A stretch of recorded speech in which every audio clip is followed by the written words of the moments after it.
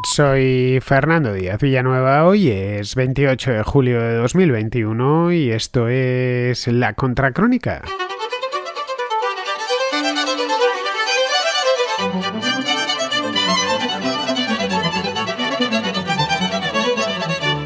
Estados Unidos y Alemania han alcanzado finalmente un acuerdo que permitirá la conclusión y la puesta en marcha del gasoducto Nord Stream 2, un gasoducto del que ya se ha hablado aquí en la Contracrónica en alguna ocasión, en varias ocasiones, y que bajo las aguas del mar Báltico une las costas rusas y alemanas.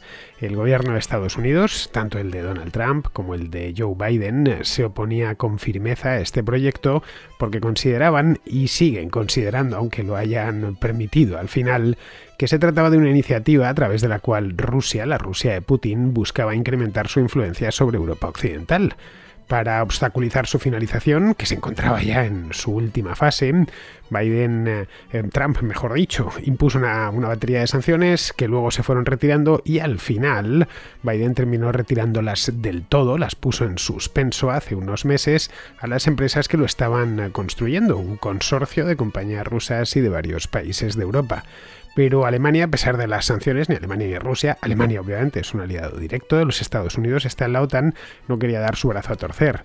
El Nord Stream 2, el gasoducto que corre paralelo al Nord Stream 1, o Nord Stream sin más, fue inaugurado hace 10 años, en 2011, es fundamental para el aprovisionamiento energético del país y por extensión del resto de Europa Occidental, porque buena parte del gas ruso, el gas que viene de Siberia, termina vendiéndose y distribuyéndose por otros países de Europa Occidental.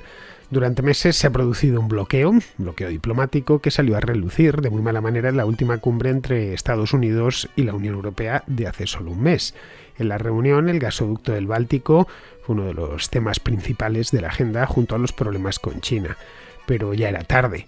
Las obras están prácticamente finalizadas y podría entrar en operación este mismo año, antes de que termine 2021. Es un gasoducto realmente grande, recorre 1.200 kilómetros sumergido y ha costado casi 10.000 millones de euros.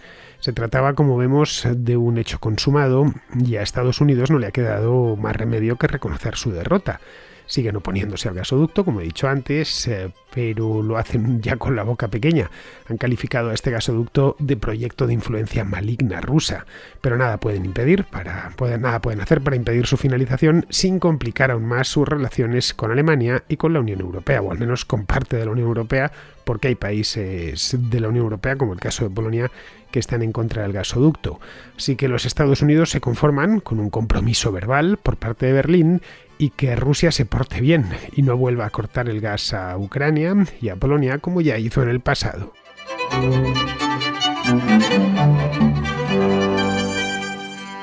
En el año 2015, es decir, de hace 6 años ya de esto, en plena época del último mandato, el final del último mandato de Obama, el gigante energético ruso Gazprom anunció un plan para construir un segundo gasoducto que duplicaría la cantidad de gas natural ruso bombeado a Alemania, bombeado directamente. El gas natural ruso llega a Alemania no solo a través de gasoductos directos, de hecho directo solo hay uno, el Nord Stream, sino a través de otros gasoductos, otros dos, concretamente el Yamal, que atraviesa Bielorrusia y Polonia, y el Transgas, que atraviesa Ucrania, y luego entra por Alemania desde la República Checa, es decir, pasa de Rusia a Ucrania, de Ucrania a Eslovaquia, República Checa y ya entra directamente en Alemania. Desde Eslovaquia se dirige un ramal de ese gasoducto hacia Eslovenia y hacia Italia. Como veis, la manera en la que los rusos colocan gas en el oeste de Europa está ya muy sofisticada. Hay un montón de gasoductos, pero en todos los casos tenían que pasar por otros países. Esa es la razón por la cual se construyó el Nord Stream hace ya 10 años. Bueno, hace 10 años entró en funcionamiento, se había construido un poco antes. Este segundo lo que permitiría es enviar mucho más gas, paralelo al Nord Stream, que como os digo fue construido entre 2010 y 2011 y que puede transportar 55.000 millones de metros cúbicos de gas al año. Para que nos hagamos una idea de lo grande que es este Nord Stream, este gasoducto, El Medgaz, que es uno de los dos gasoductos que unen España con África, que discurre sumergido bajo el mar Mediterráneo unos 200 kilómetros entre Orán y Almería, y su capacidad es de 8.000 millones de metros cúbicos al año, aunque al parecer van a incrementar la capacidad a 10.000 millones, pero hoy por hoy es de 8.000 millones. 8.000 millones frente a 55.000 millones del Nord Stream. El otro gasoducto, el Magreb-Europa, que va por el estrecho de Gibraltar, permite el tránsito de 12.000 millones de metros cúbicos al año de gas, y su tramo submarino es mucho más corto, es de solo unos 40 kilómetros. Luego hay otro gasoducto submarino en el Mediterráneo central, se llama el gasoducto transmediterráneo, que va de Túnez a Sicilia, se sumerge bajo el Mediterráneo unos 150 kilómetros y puede transportar 30.000 millones de metros cúbicos de gas al año. Ninguno de estos, como podemos ver, es mayor que el Nord Stream. ¿Por qué hay tanto gasoducto en Europa? Pues porque lo necesita. La Unión Europea consume cada año casi medio billón, es decir, 500.000 millones de metros cúbicos de gas natural, y casi todo, la práctica totalidad, lo tiene que importar. Hay algunos yacimientos en distintos países, pero son de pequeño tamaño. No cubren ni de lejos ni una parte significativa de la demanda. En España, de hecho, solo hay un par de ellos dignos de ser tenido en cuenta. Ambos están en La Rioja y entraron en explotación hace muy poquito tiempo. Hace solo 3 años, creo que en 2018. Hay uno, el de Viura y el de Sotés. Son, ya digo, muy recientes y todavía no cubren en el momento álgido, según tienen pensado las autoridades y la propia empresa que los explota, tienen previsto que cubran aproximadamente el 10% de la demanda en España. Eso está por ver todavía que estos dos yacimientos lo consigan, pero bueno, habría que importar de cualquier modo el 90% restante. El gas natural es un combustible de moda desde hace ya muchos años, es una alternativa menos contaminante para el carbón en la generación de electricidad. Os lo comentaba en aquella la contra que hice el otro día desde el Parque del Retiro, que una de las razones por las cuales la electricidad está tan cara en España es precisamente por eso, porque se está quemando mucho gas ya que no hay viento, una situación anticiclónica total. Las centrales eólicas funcionan a medio gas, nunca mejor dicho, funcionan, pues se mueven las paletas poco a poco y por lo tanto no generan mucha electricidad, y las centrales solares son pocas y además de noche no pueden generar. De ahí que como se están cerrando las plantas de carbón, tienen que ponerse en marcha las de ciclo combinado que queman gas. Y aparte de eso, pues sirve para la calefacción. Es muy común, no solo en España, sino en toda Europa, que la calefacción en invierno funcione con gas natural, para el transporte también, aparte de los usos energéticos, digamos. Es muy común en las ciudades europeas ver cómo los autobuses o los camiones de la basura están impulsados por gas natural. Lo hacen evidentemente para contaminar menos. En ciudades como Madrid, que es la que me pilla más cerca porque estoy en ella, casi todos los autobuses de la ciudad son de gas. Se ve perfectamente porque el techo del autobús lleva las bombonas, van cubiertas evidentemente, pero se ve que son de gas porque hacen menos ruido que los de gasóleo y además no echan humo, en una palabra. Que es algo estratégico, como podéis ver. Si se interrumpiese mañana el suministro de gas natural, la economía europea no llegaría a paralizarse del todo, pero quedaría muy dañada. El gas entra a través de estos gasoductos y también de buques que llegan a los puertos europeos. Allí el gas que viene comprimido en los barcos se descomprime y se inyecta a la red de gasoductos del continente.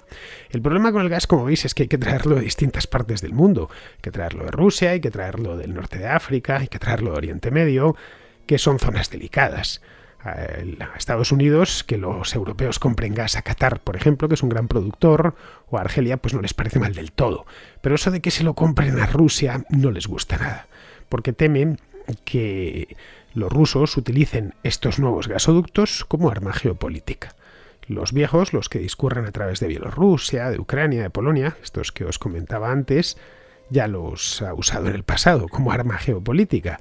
Así que es posible que si las relaciones entre Occidente y Rusia empeoran, y pueden empeorar en cualquier momento, los rusos, el gobierno de Putin o el que venga después, empleen el gas como arma de presión. Y eso es lo que quieren evitar los estadounidenses. Bien, esto ha creado dos conflictos. Ha creado un conflicto transatlántico entre Europa Occidental y Estados Unidos, y otro conflicto interno dentro de la propia Unión Europea, ya que hay países como Polonia que se oponen a que se tiendan nuevos gasoductos con Rusia. Más aún cuando estos gasoductos, caso de los dos Nord Stream, esquivan Polonia. pero pasan frente a sus costas del mar Báltico. En Alemania obviamente no lo ven así. En Alemania ven el gasoducto Nord Stream como pura seguridad de suministro. Y cualquier país lo primero que piensa es en eso mismo, en qué pasaría si mañana nos quedamos sin gas. Bueno, hay que hacer todo lo posible para mañana no quedarnos sin gas. Y lo único que se la puede proporcionar es el acceso directo a los yacimientos rusos de gas, que se encuentran en el remoto norte, en la costa de Siberia. Bien, en eso mismo consistía el Nord Stream 1, que se acordó construir en 2006, hace ya muchos años, hace 15 años exactamente, cuando las relaciones con Rusia eran mucho mejores que ahora. Después de resolver algunos problemas, porque pasaba por la zona económica exclusiva de Suecia en el mar Báltico, se construyó muy rápido, se construyó en solo un año y se puso a bombear gas hacia Alemania en el año 2011. Bien, ahí quedó la cosa, el gasoducto funcionaba bien, lo gestiona una sociedad que se llama igual, Nord Stream, y los alemanes pues pueden acceder directamente a estos yacimientos de gas. Esto quedó ahí hasta el año 2015, habían pasado solo 4 años desde la inauguración del primero, cuando alemanes y rusos anunciaron públicamente que iban a construir otro, que el Nord Stream 1 era poco y que les hacía falta otro en paralelo.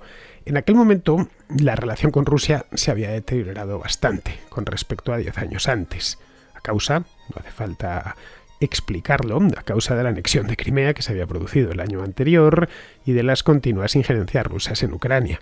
La segunda pata del Nord Stream era pues algo así como una puñalada más a los ucranianos que ven en este gasoducto pues una amenaza directa a su soberanía y bueno, una amenaza directa no solo a su soberanía, sino también a su bolsillo, ya que el gobierno ucraniano cobra unas tasas de tránsito por el gas. Cada vez que entra un metro cúbico de gas en Ucrania, aunque no lo vayan a consumir en Ucrania, vaya a pasar hacia Europa Occidental, el gobierno ucraniano cobra una tasa. Les alivia, en cierto modo, a los alemanes la dependencia que tenían de este problema, de que pasase por otros países. También se le aliviaba a los propios rusos, porque quieren enviar gas a los mercados europeos que son muy lucrativos y tienen que hacerlo a través de Ucrania o a través de Polonia. Esto, como decía, priva al Estado ucraniano en miles de millones de dólares, en ingresos por tasas de tránsito, y sobre todo que elimina cualquier incentivo para que Rusia no se entrometa más en Ucrania. Bien, preocupados de que el Nord Stream, una vez anunciado, fortaleciera todavía más la influencia de Moscú sobre Europa, las sucesivas administraciones estadounidenses se han opuesto a la construcción del gasoducto. Esto se sabe, es uno de los temas de la agenda desde hace ya más de 5 años. Pero, aunque Trump advirtió que el proyecto convertiría a Alemania en una prisionera de Rusia, y esto es literal, el primero de los secretarios de Estado que tuvo, ya nos hemos olvidado de él, de Rex Tillerson, que había sido antes director general de ExxonMobil, un hombre de la industria petrolera, lo que hizo fue sacar al Nord Stream de las sanciones aprobadas por el Congreso en el año 2017. Para las sanciones para las empresas constructoras. A aquello se le llamó la enmienda Tillerson, que esa enmienda la retiró posteriormente Mike Pompeo, vamos a hacer relativamente poco tiempo, esto creo que fue el verano pasado. Durante el mandato de Trump, las relaciones con Rusia mejoraron. Esto no hace falta que os lo explique, y parecía que iban a dejarles en paz por fin con el Nord Stream, pero eso le colocaba en malos términos con los ucranianos, que llevan años presionando para que este gasoducto no se construya. Ya os he dicho que, en fin, les toca directamente el bolsillo y además les lleva a que Rusia pueda directamente enviar todo su gas por el Báltico y no hacerlo por Ucrania, lo cual hace que los rusos miren a Ucrania con otros ojos bien distintos. Bueno, de hecho que el peso específico de la propia Ucrania se reduzca bastante. Bien, esto ocasionó en Estados Unidos problemas entre los republicanos, que son mucho más afines al gobierno ucraniano, que es pro-occidental, que a la Rusia de Putin. Al mismo tiempo, mientras esto sucedía, las relaciones entre Estados Unidos y Alemania empeoraron sustancialmente. Trump reprendió a Angela Merkel por no contribuir lo suficiente a la seguridad de Europa a través de la OTAN y criticó de manera repetida a Alemania por su continuo apoyo al Nord Stream 2. Bien, como vemos, había contaminado e intoxicado todo el panorama de las relaciones internacionales entre Estados Unidos y Rusia, pasando por Europa Occidental y Europa Oriental.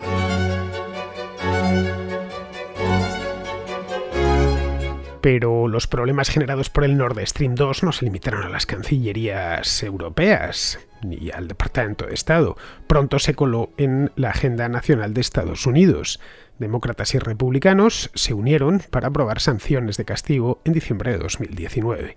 Esas sanciones contra las empresas y los buques rusos que estaban construyendo el gasoducto detuvieron el proyecto cuando solo quedaban por tender 100 millas, es decir, 100 y pico kilómetros. Luego, esto fue en diciembre de 2019, llegó la pandemia y todo quedó en el aire. Llegó 3 meses más tarde. La construcción quedó paralizada, a falta, ya digo, de 100 y poco kilómetros, y se reanudó un año más tarde, en diciembre de 2020, hace solo 7 meses, cuando el consorcio encontró nuevas formas de evitar las sanciones. Les quedaba poco, además, para terminar.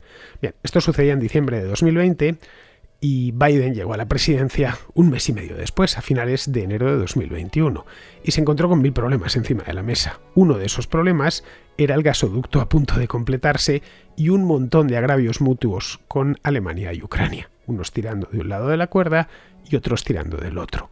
En el mes de mayo, la administración Biden optó por retirar las sanciones a la empresa y a su director general. El director general del Nord Stream es un tipo peculiar, se llama Matthias Barnig, es alemán y es un exagente de la Stasi, tipo con muy buenas relaciones con los rusos. Fue durante muchos años el director del Dresdner Bank en Rusia. El Dresdner ya no existe, los más viejos del lugar lo recordaréis, lo compró el Commerzbank tras la crisis financiera de 2008 y ya luego desapareció. Bien, pues la decisión de levantar las sanciones, lo que en mayo, hace poco tiempo, solo un par de meses, era un gesto de buena voluntad hacia Alemania. Biden iba a desplazarse a Europa en junio, lo sabía, tenía varias cumbres, la de la OTAN, la Unión Europea, quería reunirse con Rusia también en Suiza y quería, cuando llegase y le diese la mano o el codo, mejor dicho, a Merkel, que ofrecerle algo. Bien, pues se retiró las sanciones, vamos a buscar una salida razonable a esto. Eso por un lado. Luego, otro factor determinante fue que Biden, o su equipo por lo menos, concluyó que las sanciones por sí mismas no podían detener un proyecto que estaba prácticamente acabado. Para el mes de mayo, cuando se retiran las sanciones, habían aprovechado los constructores y habían apurado la obra al máximo. Debían estar trabajando en 3 turnos las 24 horas. En mayo estaban terminado en un 99%. Vamos, que a esas alturas era ya un hecho consumado. Claro, evidentemente, por muy hecho consumado que fuese, no todos estaban de acuerdo. Los republicanos, por ejemplo, del Congreso, señalaban que el proyecto también estaba cerca de completarse en diciembre de 2019. Le faltaba muy poquito, ya digo, como he dicho antes, solo 100 millas, cuando se impusieron las sanciones que detuvieron en seco la construcción. Así que esta vez podría suceder lo mismo, que os falta solo 1 milla. Bueno, pues esa milla no la vais a terminar nunca mientras sigan las sanciones. Por lo tanto, pensaron que poner más sanciones podría acarrear impactos similares. Incluso si el gasoducto está completo en un 99%, el 1% impide que entre en funcionamiento y tienes un fabuloso gasoducto, una fabulosa tubería para transporte de gas en el fondo del mar Báltico que te ha costado 10.000 millones de euros y que no puedes utilizarla para nada. Bien, pues mientras tanto, Antony Blinken, el secretario de Estado, andaba furioso porque el maldito gasoducto estaba envenenando las relaciones bilaterales con Alemania, con Ucrania y por extensión eclipsando toda la agenda europea de Biden, que era pues algo que no estaba para nada interesado, como se explicaba en el programa de ayer. Bien, había que poner fin a este asunto y alguien tenía que dar su brazo a torcer. Ese alguien ha sido Estados Unidos. Según los términos del acuerdo, Estados Unidos no impondrá nuevas sanciones al proyecto y ambos países, Estados Unidos y Alemania, se comprometerán a castigar a Rusia, no se sabe en qué términos, pero a castigar a Rusia si busca dañar a Ucrania o a Polonia con el gas. Es decir, si les corta el gas, vamos. Alemania seguirá trayéndose gas de Ucrania durante 10 años más y pondrá 150 millones de euros en un nuevo fondo verde para que Ucrania mejore su independencia energética con energías renovables. Vamos, les ha venido a decir que les dan una prórroga durante 10 años de gas. Una palabra. Seguiremos trayéndonos a través del Transagas, que es el gasoducto que llega por Ucrania, seguiremos importando gas de ahí, pero solo 10 años, de aquí al año 2031. Y además os echaremos unas monedas en el cestillo para que construyáis, pues no sé, centrales solares o parques eólicos o algo así. Bien, la típica cosa para quitarse la mala conciencia. Este acuerdo provocó en el acto, se firmó la semana pasada, provocó en el acto la indignación en Washington y en toda Europa del Este, especialmente en Ucrania. Los gobiernos de Ucrania y Polonia están que se los llevan los diablos. Luego los republicanos en Washington acusan a Biden de dar una victoria innecesaria a Putin. Y muchos demócratas que están escocidos también han criticado el acuerdo. Aunque eso sí, como el presidente es suyo, los demócratas, sus críticas han sido mucho más diplomáticas. De este modo, un problema en Europa del Este, localizado básicamente en Ucrania, se ha transformado en una cuestión candente en el Congreso de Estados Unidos, que se lee en clave nacional. El senador republicano Ted Cruz anunció el otro día que bloquearían todos los nombramientos hechos por la Casa Blanca en el Departamento de Estado, incluidos algunos embajadores, hasta que Biden repusiese las sanciones al Nord Stream 2. Bien, Biden ha dicho ya y ha cerrado el acuerdo con Alemania que no les va a poner ninguna sanción. Así que esta medida pone aproximadamente unos 20 altos cargos de exteriores que iban a ser nombrados a lo largo del próximo mes en el limbo. Bueno, entre ellos están algunos embajadores importantes, por ejemplo, el embajador de Estados Unidos en México, está ahí, el embajador de Estados Unidos en Argelia o en Vietnam, y luego un montón de subsecretarios. Esto creará un cuello de botella que podría tardar mucho en desatascarse y que los republicanos se lo van a cobrar caro. Desde la administración tratan de vender el acuerdo como la opción menos mala. La otra hubiera sido volver a paralizar el proyecto, complicando la relación con Alemania y con Rusia, por supuesto, a cambio de satisfacer al actor más débil, que es Ucrania.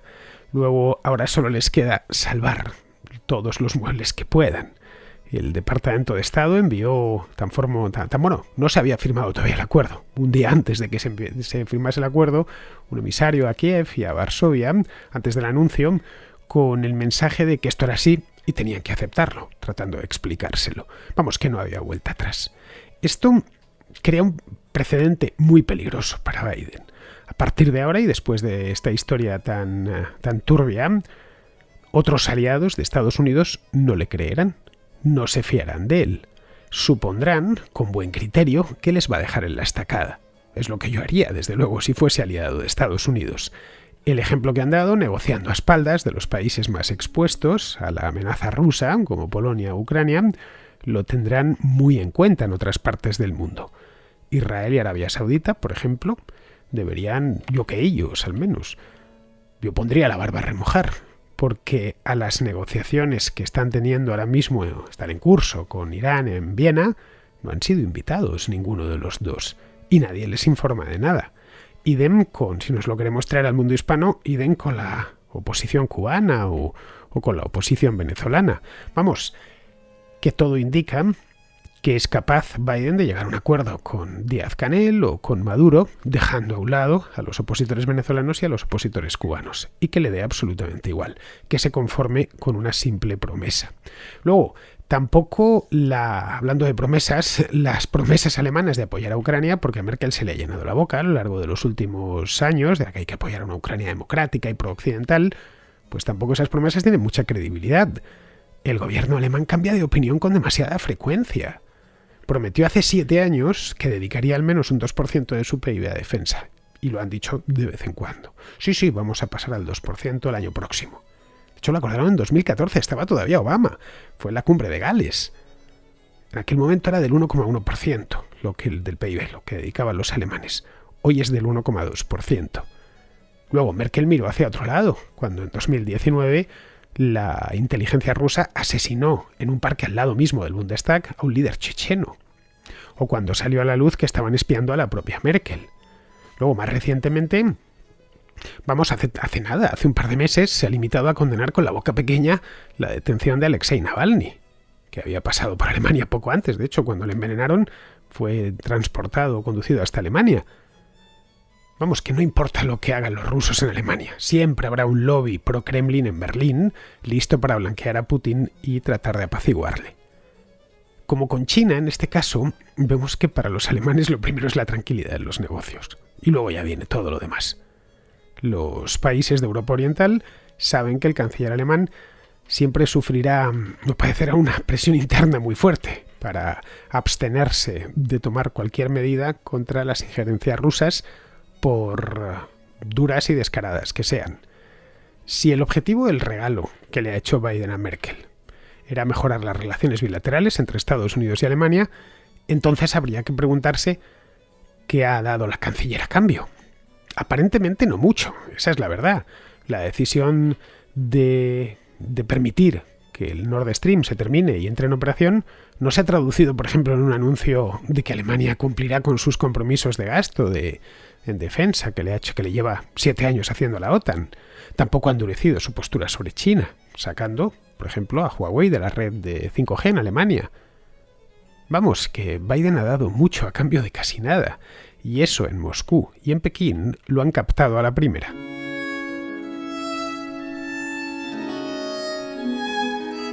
Vamos con la contrarréplica. Empezamos con Borja, que nos habla del certificado de vacunación y los problemas que hay para encontrar test. Hola, Fernando. Bueno, una vez más, saludos a todos los contraescuchas y enhorabuena por el programa. Estoy escuchando en las contracrónicas de los últimos días lo del Green Pass COVID, ¿no? El pasaporte COVID para los inmunizados y tal, y que sí es injusto. Eso, bueno, no es que solamente con un certificado de vacunación puedas sentarte en una terraza de un bar o entrar en un gimnasio o ir a un concierto. No, es también con un test. Ahora, el problema, lo que nos deberíamos preguntar es ¿por qué es tan difícil conseguir un test? Yo creo que hay que incidir más en eso que en que los gobiernos nos estén forzando a vacunarnos. Aquí en Múnich, en Alemania, pues la cosa estuvo muy difícil, o sea, con mucha incidencia en los meses entre enero y abril o así. Y primero estaba todo cerrado, pero luego cuando abrían los negocios, las terrazas, los bares, distintos polideportivos, etcétera, era necesario presentar un test en las últimas 24 o 48 horas, algo así. Valían PCRs y valían antígenos. Luego, cuando bajamos de la incidencia de 50, que ha sido como a principios de junio, ya no es necesario eso, ¿no? Pero yo recuerdo estar durante un mes y medio, haciéndome tests casi 1 o 2 veces por semana. Entonces, ¿qué había? Muchísima infraestructura de hacer tests. Bueno, desde el inicio de la pandemia, es decir, ya desde hace 1 año y medio, aquí en Múnich hay como 6 o 7 carpas enormes donde hacen test PCRs, ¿no? Tú te llegas, te registras y te hacen un PCR. Es gratuito para todos los ciudadanos de Múnich, o creo que ciudadanos de Alemania, no sé. Y luego, en la época en la que había que hacer un montón de test, también todas las discotecas que estaban cerradas muchas discotecas que estaban cerradas por lockdowns en invierno y primavera, y había muchos más establecimientos que hacían test rápidos de antígenos. Y luego cuando Múnich bajó de incidencia, es que creo que era 50, a lo mejor era incidencia 35 o algo así, pues ya dejó de ser obligatorio y ya han ido cerrando estos chiringuitos, ¿no? Pero he viajado a otros sitios de Alemania y también lo sabía, ¿no? Porque tenían incidencia todavía de 50 o algo así, ¿no? Entonces pues vas, te haces un test, es gratuito, y con eso te vale 48 horas, te dan el resultado a los 10 minutos y te vale 48 horas, ¿no? Y con eso puedes entrar en cualquier cafetería. Hicimos una visita guiada en la ciudad de Ulm, etcétera, ¿no? Que necesitabas el test, y eso era mayo, junio o así. Entonces, lo que no entiendo es cómo en España y en Italia también veo que es muy difícil conseguir hacer un test. Si tampoco es alta tecnología, es un material poroso con un reactivo, metes una gota y sales si tienes el coronavirus o no. Por lo menos si lo tienes en la garganta en el momento que te has haciendo el test. Es ahí donde hay que incidir, que en España han pasado 1 año y medio y todavía no hay forma de hacer test con agilidad, ¿no? Entiendo que en marzo y en abril de 2020 no, pero oye, ya esto es una vergüenza. Venga, un abrazo.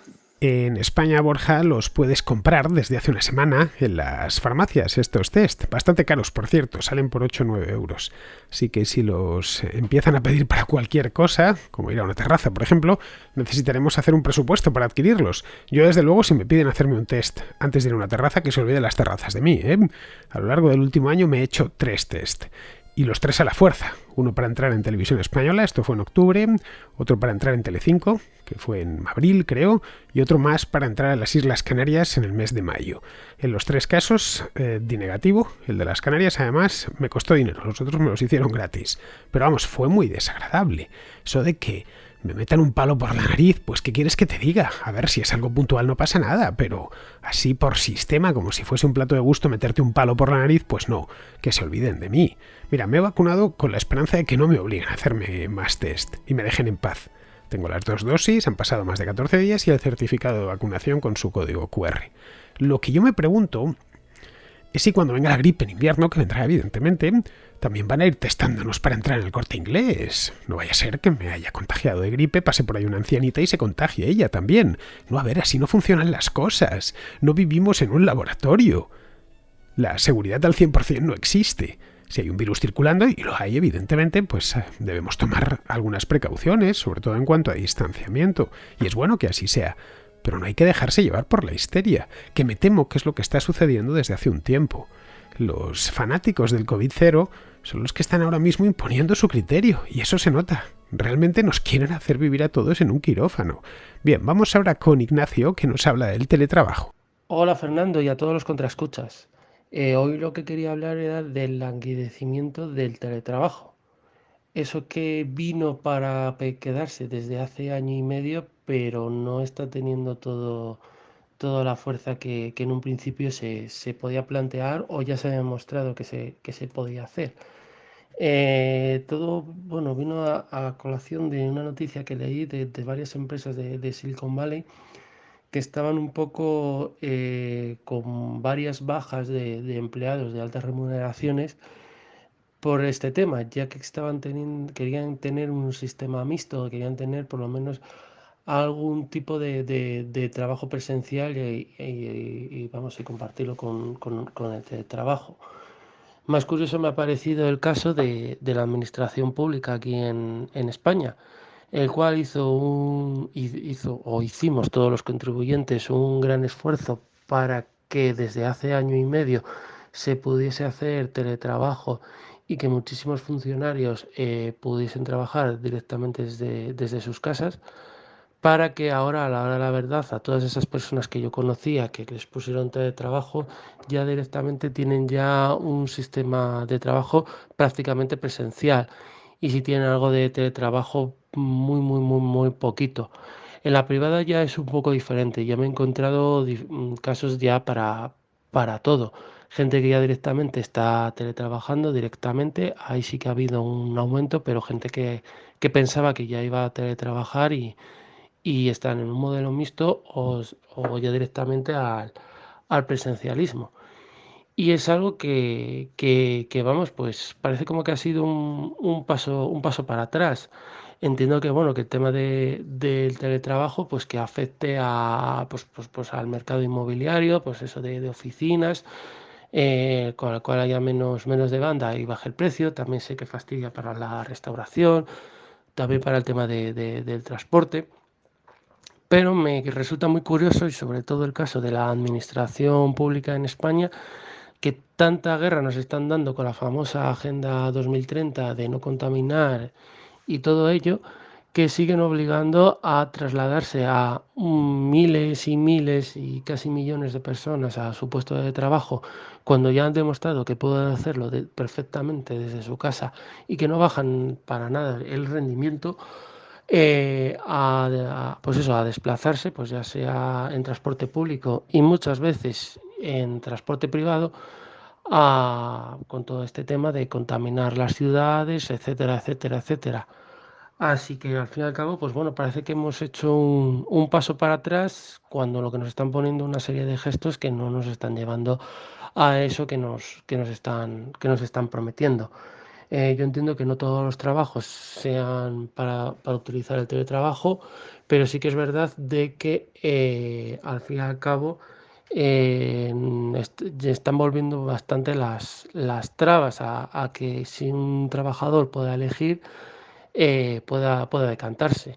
Yo, por ejemplo, pues bueno, yo soy autónomo, yo estoy ahora teletrabajando prácticamente al 100% y bueno, es una decisión que yo he tomado unipersonalmente y vamos, para mí pues está teniendo muchas satisfacciones, por decirlo.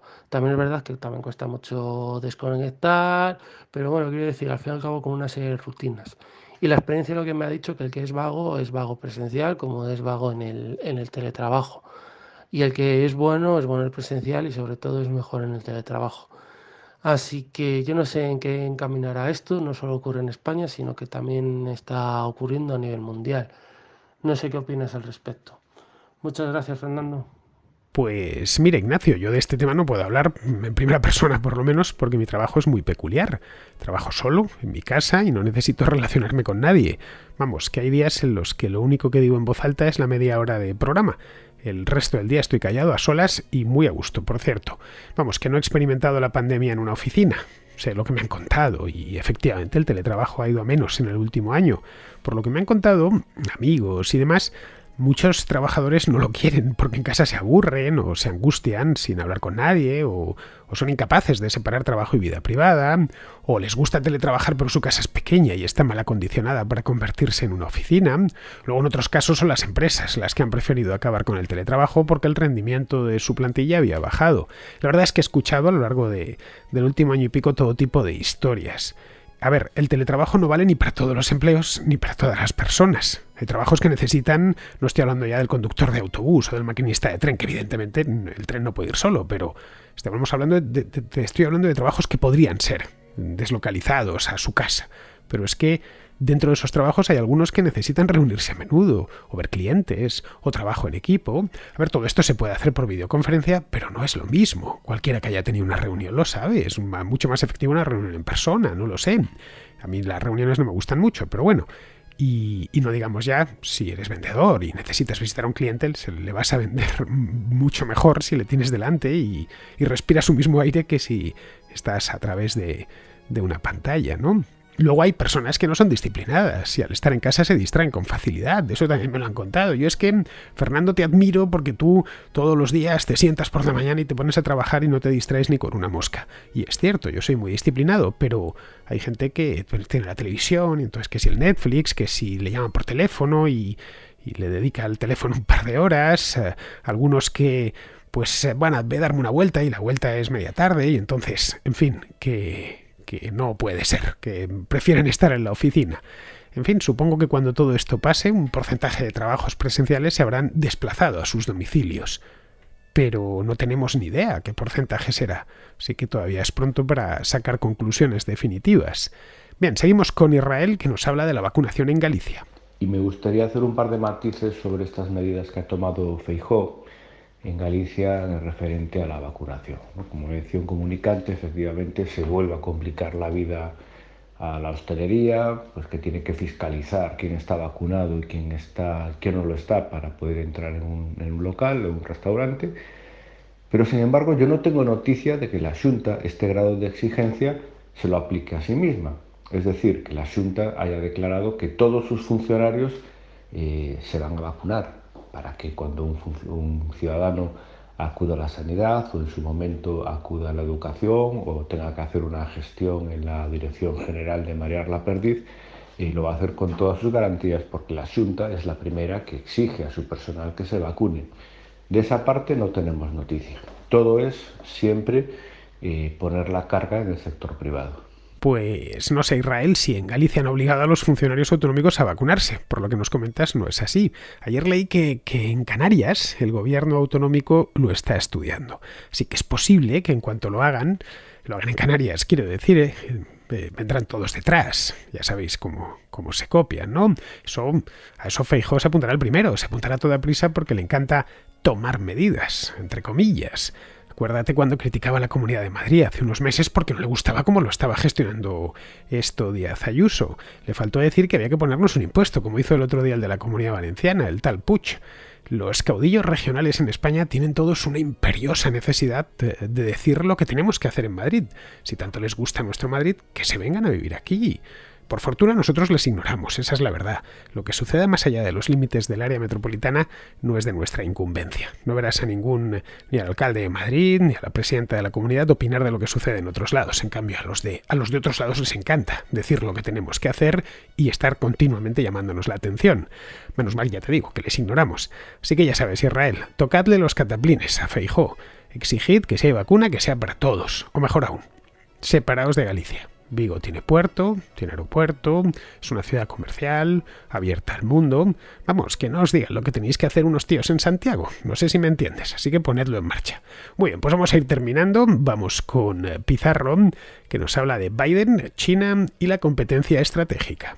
Como la geopolítica es anarquía, con uno o dos hegemones pero sin institucionalidad real efectiva, ni reglas aceptadas, ni poder absoluto, la misma consiste en bailar con intereses estratégicos propios y ajenos, frecuentemente contradictorios y siempre grises, en una partida con mucho que perder o conservar y poco que ganar. Por supuesto, ni José ni sus asesores tienen la menor idea de cómo gestionar ventajosamente para los Estados Unidos la red de alianzas cambiantes y la incesante acumulación de conflictos previsibles e imprevisibles, por lo que las sonrisas, las palabras justas y los hechos ocasionales es la mejor forma de equivocarse poco.